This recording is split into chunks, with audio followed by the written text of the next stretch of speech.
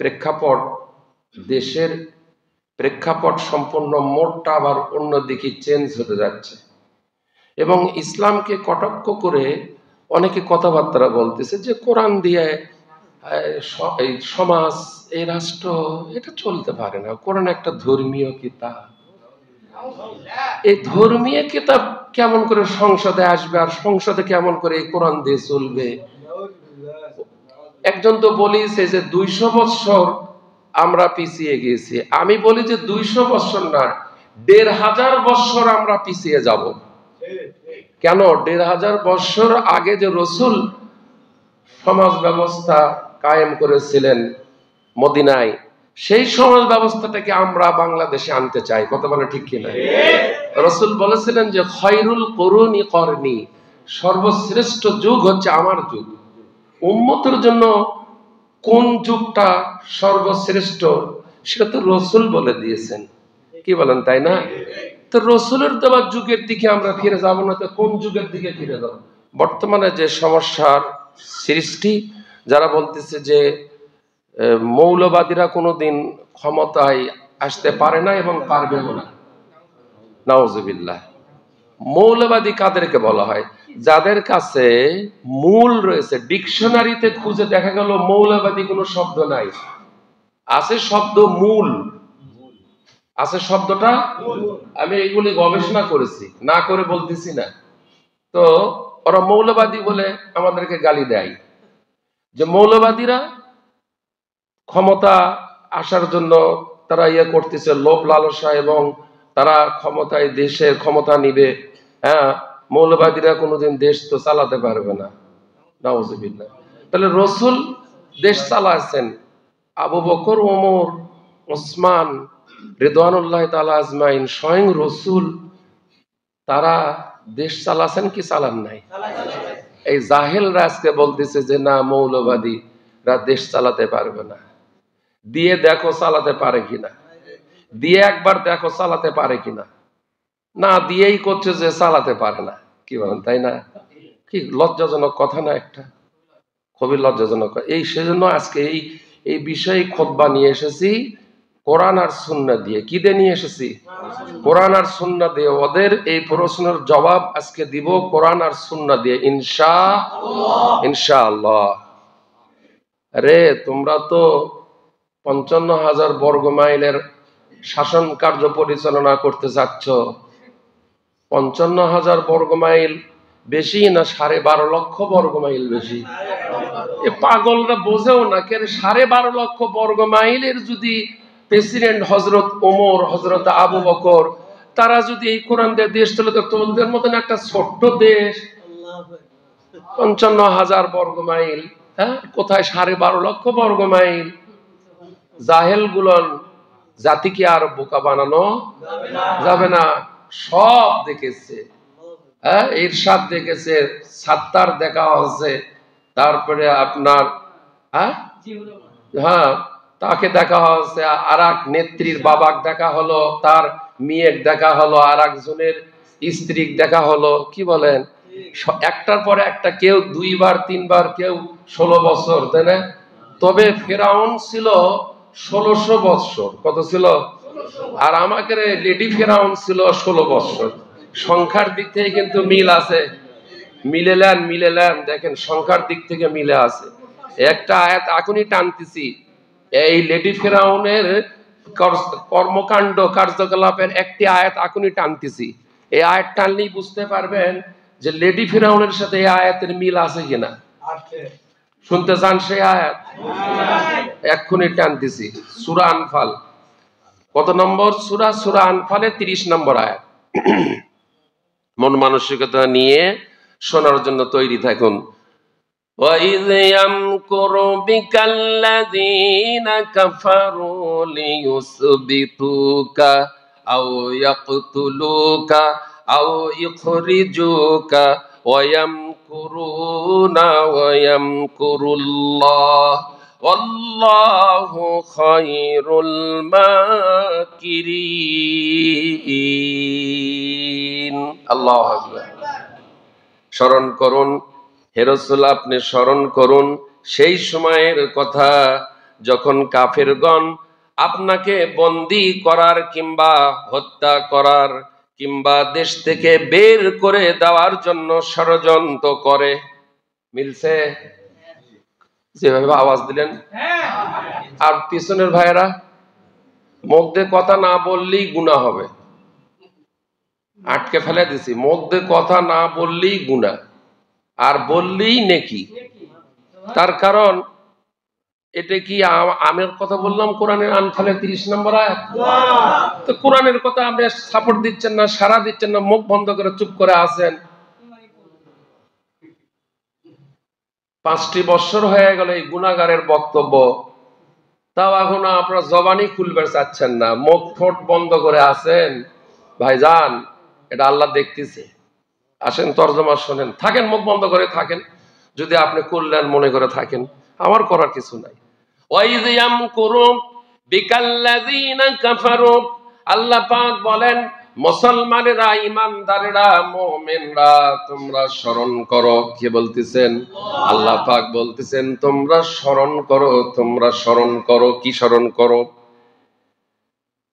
কাফারু, কাফেরগণ, হে রাসূল আপনাকে বন্দী করার কিংবা হত্যা কিংবা দেশ থেকে বের করে দেওয়ার ষড়যন্ত্র করেছিল।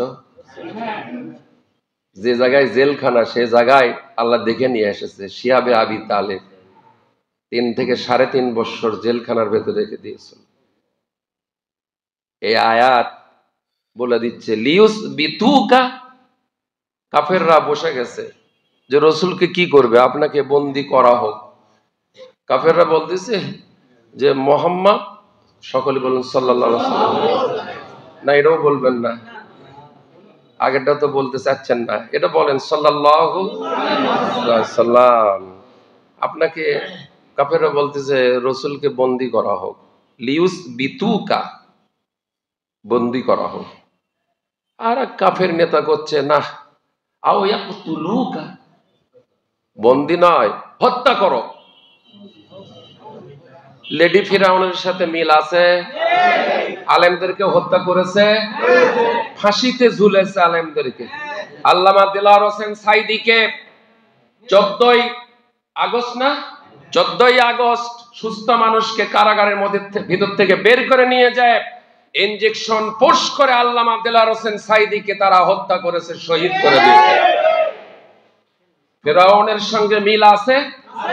আল্লামা আজিজুল হক সাহেব, তার কলিজার টুকরা সন্তান মামুনুল হক, তাকে আয়না ঘরের ভেতরে রেখে দিয়েছিল। ফিরাউনের সাথে মিল আছে।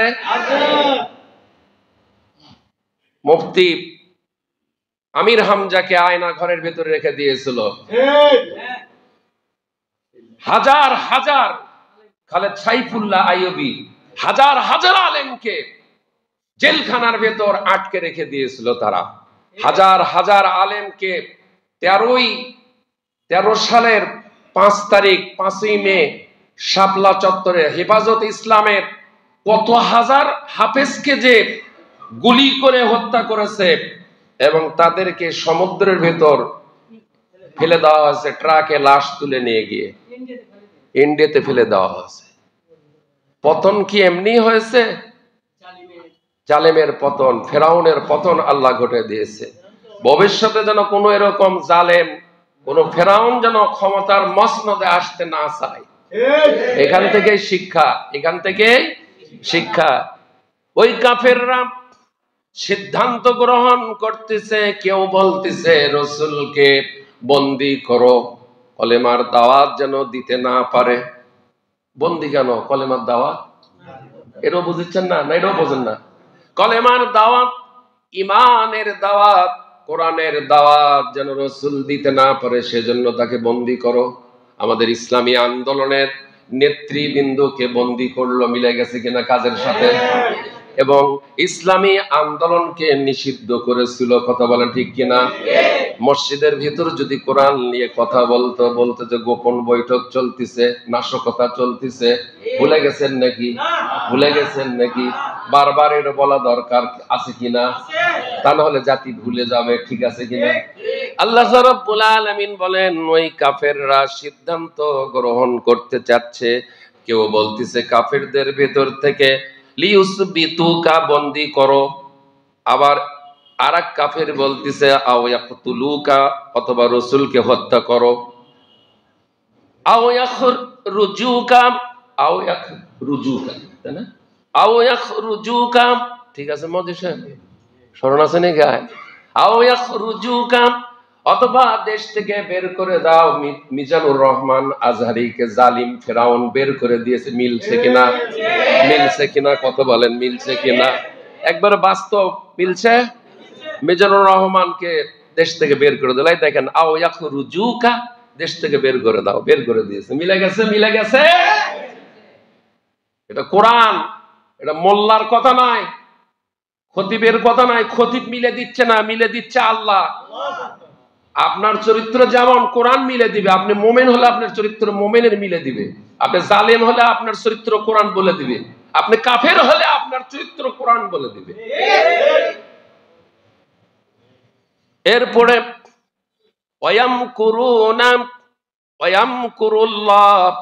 আল্লাহ পাক বলেন তারা চক্রান্ত করে আর আল্লাহ কৌশল করেন। ওরা চাচ্ছে রসুলকে জেলখানার ভেতর হত্যা, বের করে দেওয়া। আল্লাহ পাক বলেন তারা চক্রান্ত করে আর আল্লাহ কৌশল করেন। আল্লাহ হচ্ছেন আল্লাহু খায়রুল মাকিরিন, আল্লাহ হচ্ছেন সর্বশ্রেষ্ঠ কৌশলী। আল্লাহ যে সর্বশ্রেষ্ঠ কৌশলী। মিজানুর রহমান আজহারী বীরের বেশে দেশে এসে 25 লাখ 30 লাখ, আরে কিয়ামত হয়ে গেলেও দুনিয়াবী রাজনীতি দলের নেতারা যত জনসভা সারা বাংলাদেশের লোক যদি এক জায়গায় করে, আর মিজানুর রহমান আজহারীর এক জেলার লোক দিয়েই সারা বাংলাদেশের লোক এক জায়গায় করবে, দুনিয়াবী রাজনৈতিক দলের লোকেরা টাকা পয়সা দিয়ে খাবার দিয়ে। আর মিজানুর রহমান আজহারী শুধু এক জেলায় যে একটা কোরআনের মাহফিল করবে, টাকাও দেবে না, খাবারও দেবে না, কিচ্ছু দেবে না, তারপরও মিজানুর রহমান আজহারীর তাফসীর মাহফিলের লোক সংখ্যা বেশি হবে না কম হবে? এর কারণ একটি, মিজানুর রহমান আজহারীর কাছে আছে কোরআন। আর দুনিয়াবী রাজনৈতিক দলের নেতাদের কাছে কোরআন না থাকার কারণে তাদের জনসভায় লোক হয় না, তাদের মিছিলে মিটিং এ লোক হয় না। মিলে গেছে? অর্থাৎ কোরআন যার কাছে আছে তার তার মাহফিলেই লোক হবে। ঠিক আছে তো? মিলে গেছে। সম্মানিত উপস্থিতি, তাহলে জালেমের পতন আমাদের কোরআনের পাখি বলেছিল দিল্লিতে গিয়ে পড়বে। পড়েছে দিল্লিতে? দিল্লিতে যে যার বন্ধু সে বন্ধুকে স্থান দিয়ে রেখে দিয়েছে। ঠিক আছে? ভারত আমাদের বন্ধু না শত্রু? ভারত আমাদের শত্রু। যে ছিল সেও মুসলমানদের শত্রু ছিল। জালিম শত্রু ছিল না? লেডি মহিলাটা কি শত্রু ছিল না? ইসলামের শত্রু ছিল, আলেম ওলামার শত্রু ছিল, আল্লাহর শত্রু, রসুলের শত্রু, মুসলমানদের শত্রু, কোরআনের শত্রু, হাদিসের শত্রু। এর থেকে বড় আবু জাহেল আর পৃথিবীতে নাই। যারা ইসলামের কথা বলতে দেয় নাই, যারা আলেম ওলামাকে গুম করেছে, যারা আলেম ওলামাকে হত্যা করেছে, যারা নায়েবে রসুলদেরকে 13টি বৎসর 16টি বৎসর কারাগারের ভেতরে রেখে দিয়েছে। আপনারা বলেন এটা কোনো মুসলমানের কাজ?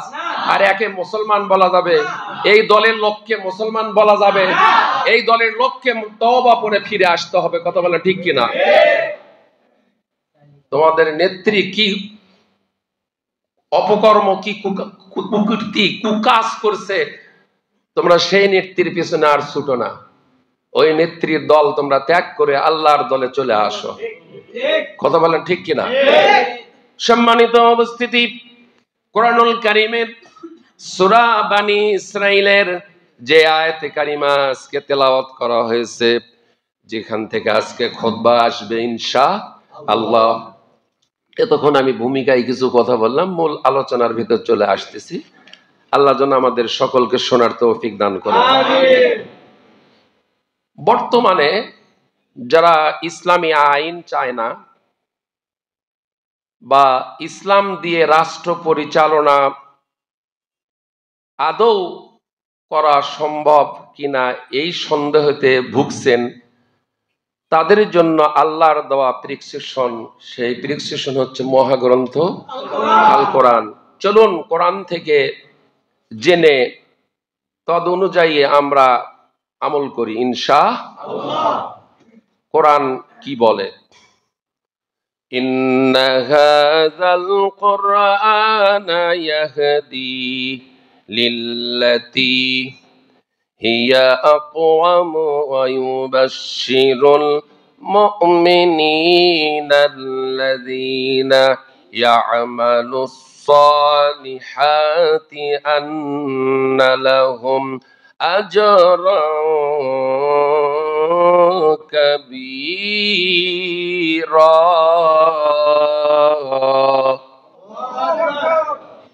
কোরআনুল কারীমের সূরা বানী ইসরাঈলের 9 নম্বর আয়াত। কয় নম্বর? নিশ্চয় অবশ্যই এই কোরআন এমন এক রাস্তার, এমন এক পথের দিকে নির্দেশনা দেয় যা অতি সরল এবং মজবুত। কোরআন এমন একটি পথের, এমন একটি রাস্তার তোমাদেরকে নির্দেশনা দেয় যেই রাস্তাটা অতি সরল এবং মজবুত। এরপরে ওয়ায়ুবাশশিরুল মুমিনিনা আল্লাযীনা, এবং যেসব ঈমানদার মানুষ নেক আমল করে, ইন্না হাযাল কুরআনা ইয়াহদি লিল্লাতী, অবশ্যই এই কোরআন এক পথের দিকে দিক নির্দেশনা দেয় যা অতি সরল ও মজবুত। আল্লাহ পাক বলেন ওয়ায়ুবাশশিরুল মুমিনিনা আল্লাযীনা ইয়া'মালুস সালিহাত। মজা আয়াতটা বার করেন তো, সূরা বানী ইসরাঈলের 9 নম্বর আয়াতটা বার করেন। আল্লাহ পাক বলেন অবশ্যই অবশ্যই এই কোরআন এমন এক পথের দিকে নির্দেশনা দেয় যা অতি সরল ও মজবুত, এবং যেসব ঈমানদার মানুষ নেক আমল করে, যেসব ঈমানদার মানুষ নেক আমল করে। একটা অক্ষর আমার বাদ হয়ে গেছে, ওই জন্যই আমি কোরআন থেকে আবার বের করে নিলাম। ইন্না হাযাল কুরআনা ইয়াহদি লিল্লাতী হিয়া আকওয়াম ওয়া ইউবাশশিরুল মুমিনিনা আল্লাযীনা ইয়া'মালুনাস সালিহাতি আন্না লাহুম আজরান কাবীরা। আল্লাহ পাক বলেন অবশ্যই এই কোরআন এমন এক পথের দিকে দিক নির্দেশনা দেয় যা অতি সরল এবং মজবুত, এবং যেসব ঈমানদার মানুষ নেক আমল করে এই কোরআন তাদেরকে সুসংবাদ দেয়। এই কোরআন তাদেরকে সুসংবাদ দেয়। তাদের জন্য আল্লাহর কাছে অবশ্যই পুরস্কার রয়েছে। জোরে বলেন সুবহানাল্লাহ। সেই পুরস্কারটা কি? সেই পুরস্কারটা হচ্ছে জান্নাত। সেই পুরস্কারটা জান্নাত।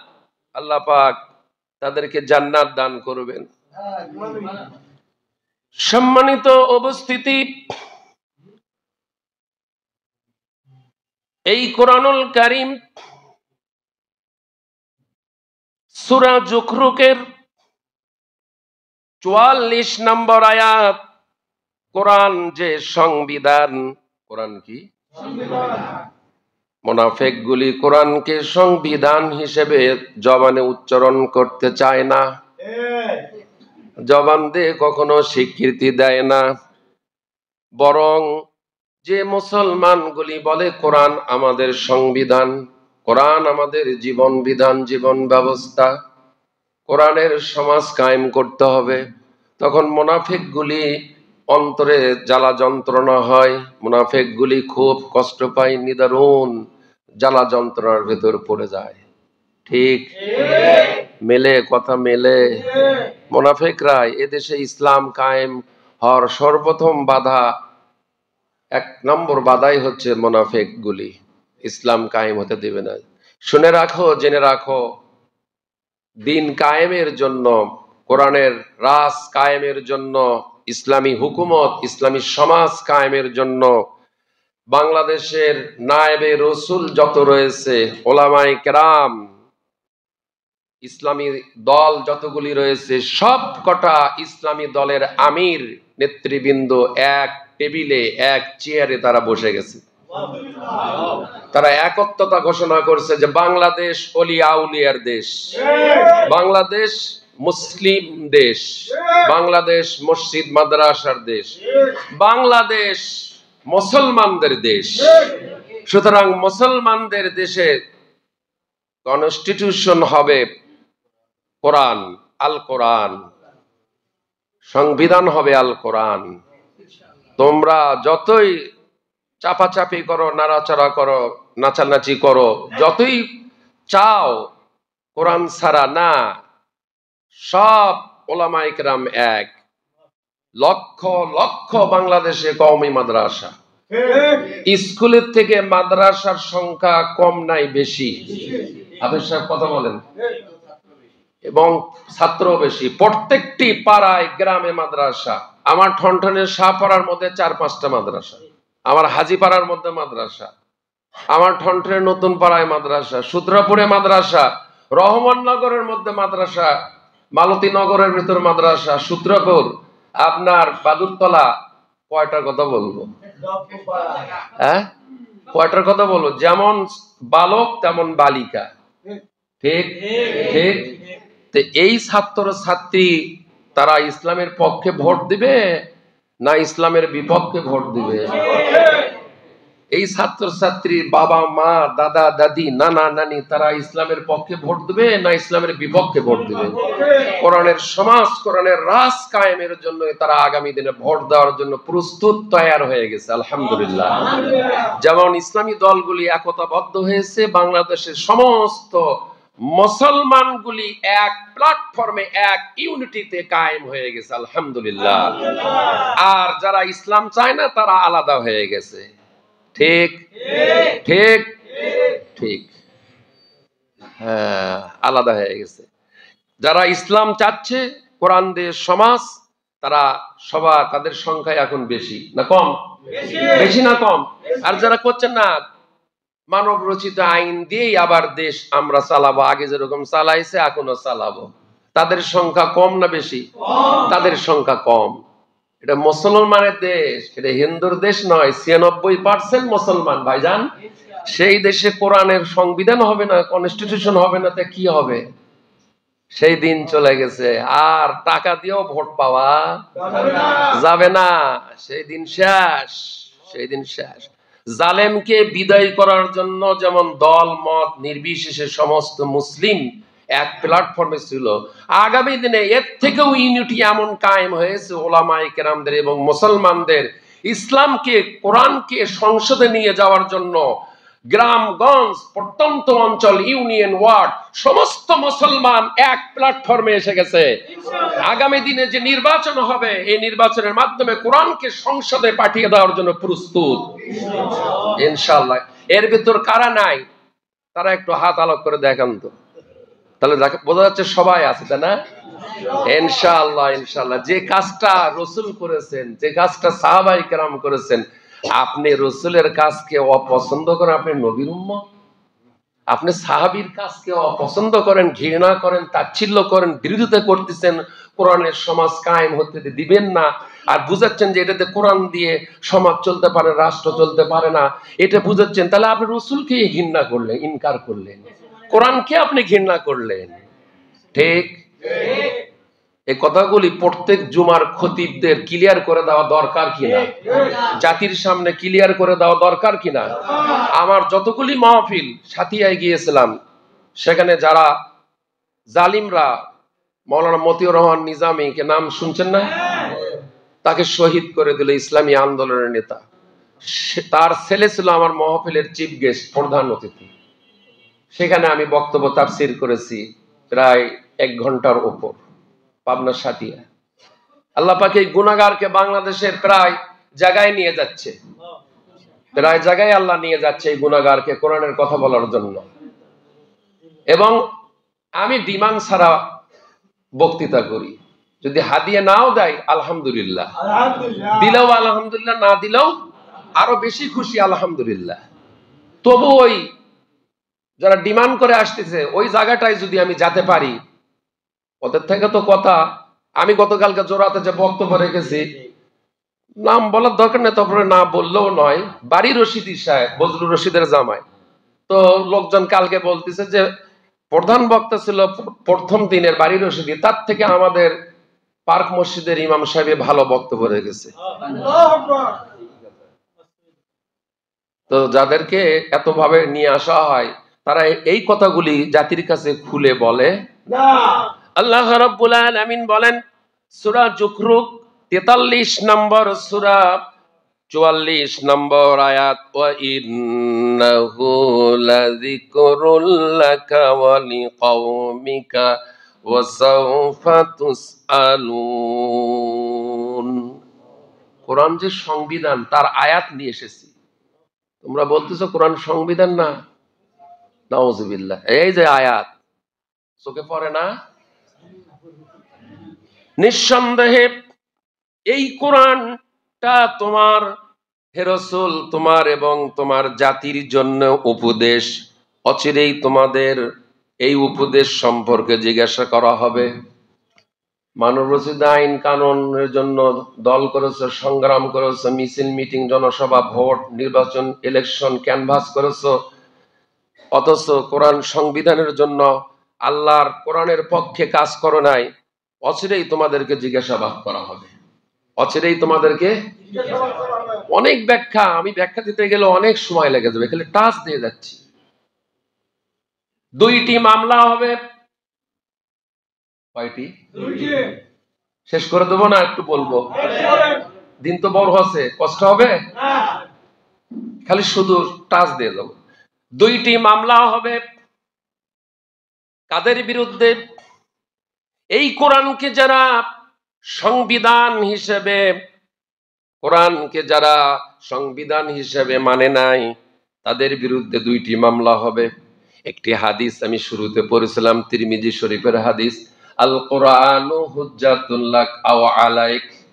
কোরআন কাহারও পক্ষে সুপারিশ করবে, শাফাআত করবে, সে কোথায় যাবে? আর কোরআন যার বিপক্ষে সুপারিশ করবে সে কোথায় যাবে? জাহান্নামে। এই হাদিসের অর্থ। সুতরাং কোরআন 2টি মামলা হবে। একটি মামলা শোনালাম, আর একটি মামলা সূরা ফুরকানের 30 নম্বর আয়াত, ওয়াকালার রাসূলু ইয়া রাব্বি ইন্না কওমি ইত্তাখাযু হাযাল কুরআনা মাহজুরা।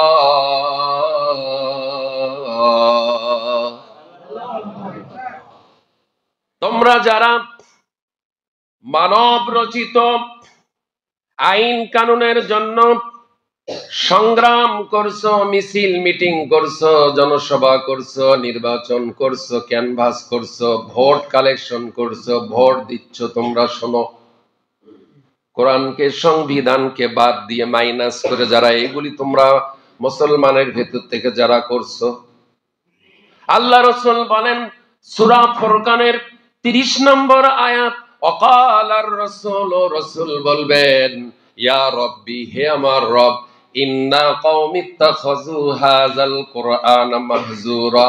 আমার কওম, আমার জাতি এই কোরআনকে পরিত্যাগ করেছিল। যে মুসলমানরা কোরআনকে সংবিধান হিসেবে পরিত্যাগ করেছে, সেই মুসলমানের বিরুদ্ধে, ও মুসলমান তোমরাও প্রস্তুত হও, মৃত্যুর পর রাসূল তোমাদের বিরুদ্ধে আল্লাহর আদালতে মামলা দায় করবে। আমার কথার ভেতর কোনো অস্পষ্ট, ইনডাইরেক্ট বোঝা যাচ্ছে না, ডাইরেক্ট? আল্লাহর কথা ডাইরেক্ট, কোরআনের কথা ডাইরেক্ট। এখানে কোনো অস্পষ্ট, কোনো ইনডাইরেক্ট কোনো কথা নেই। ওয়াকালার রাসূলু, রাসূল বলবে ইন্না কওমি ইত্তাখাযু, হে আল্লাহ, আমার এই কওম, আমার এই জাতি, আমার উম্মতের ভিতর থেকে এক শ্রেণীর উম্মত এই কোরআনকে দস্তখত, সংবিধান হিসাবে মানে নাই, আমি রসুল তাদের বিরুদ্ধে আল্লাহর দরবারে মামলা দায়ের করব। রসুল যদি কোন উম্মতের বিরুদ্ধে দুনিয়াবী রাজনীতিক মানব রচিত আইন কানুন প্রতিষ্ঠার জন্য মরিয়া হয়ে গেছো, পাগল হয়ে গেছো, দুনিয়ার এই ক্ষণস্থায়ী জীবন, আরে ততদিন পর্যন্ত তোমরা বাঁচবে কিনা?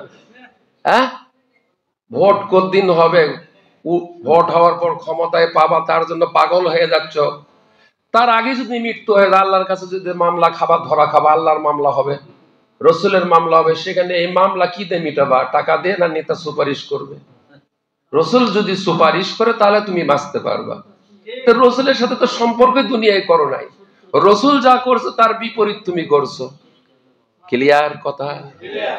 অকালার রসুল, রসুল বলবেন ইন্না কওমি ইত্তাখাযু হাযাল কুরআন মাহজুরা।